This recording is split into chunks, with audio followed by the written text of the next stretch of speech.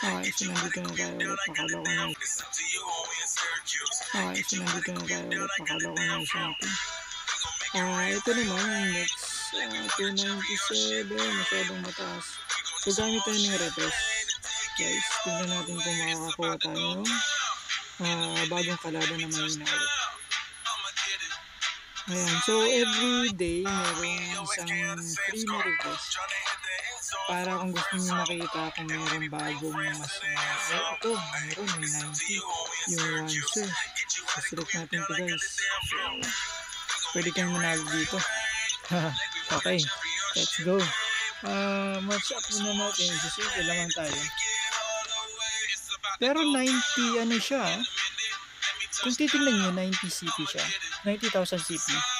Pero yung mga familiars niya, mga 3 star lang. Samantalang yung kanina, may 4 stars na familiars, diba? So, yung CP nun is nasa 80,000 lang, diba? So, kung isipin mo, anong meron dito sa mga familiars na to? At bakit umabot siya ng 90,000 CP, diba? Samantalang yung sa kanina, baka, so, dapat maging aware din kayo din guys, na baka may something to sa familiars na to, kasi masyadong mataas yung ano, diba? Masyadong mataas yung CP niya, pero yung ano niya, yung mga characters niya is 3 star lang, diba? Tapos halos walang level, diba? Pero, so, maging aware kayo dapat. So, meron siya nito. Meron siya bang, dapat aware kayo na bakit ganun. So, mataas yata yung mga HP nila.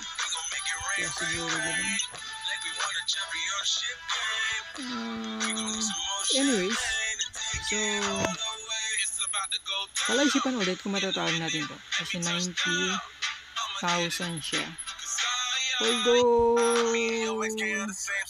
will hopefully matalo natin. Kasi 3 star lang naman siya. Samantalang ako 5 star yun. Yung karamihan sa mga ano.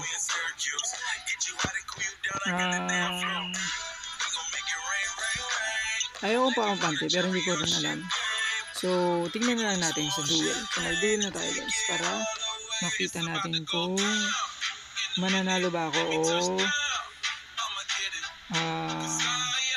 natatalo. Tingnan natin. 90. So, palit na si Mr. COVID. Diba? Ayan. So, yun na diba? So, nagpaano na kagad yung mic ko. So, nakikita ng Petro. So, siyempre, nanalo pa rin ako. Yung mic ko, malakas. Okay, so talo rin yung mic niya. Okay, isa na lang. Alright guys, so panalo na tayo. Diba? So 5-0. Okay. Nice. So tingnan natin yung details guys. Ano bang meron dito kay Mr. COVID nito?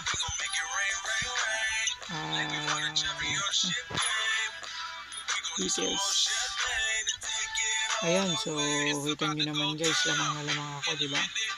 Yung mic ko, hindi ko na naman. Kahit si Soyo, diba? Mataas din. So, wala talaga siyang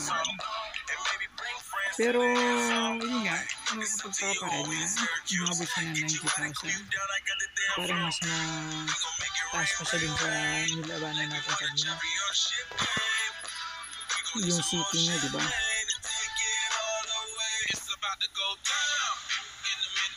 Which is weird, diba? Weird. Ayan. So, naka 3/5 na tayo. Siyempre, wala na tayo ng natin. So, hindi na tayo nag-download. So, nakadalawang win ako. Si One search ako yung isa pa, diba? Alright, so 2-0. Naka 2-0 na. So, yun lang naman guys. So, lagi niyong gagawin yun and make sure na lagi niyong ina-upgrade yung yung pamilyas niya.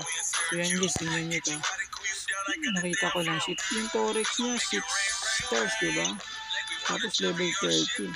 So sobrang layo ng yung defense niya yun. So hindi basta-basta ma-penetrate yung defense niya yun. Tapos ito rin yung niya, si Ouroboros. 6 star na na level 30 rin, isa na lang. Mag-upgrade na naman siya. At halos doble yung niya, saving sa atin, diba? Hindi masyadong malayo yan kung lalabanin natin. So make sure guys na titignan nyo lagi yan, yung mga ganong factor. Ayun lang naman. Hope may enjoy kayo sa aking content ngayong araw. Kung hindi pa kayo nakapag follow, just follow and subscribe to my channel. I hope may natutunan na kayo. See you again next time. Bye-bye.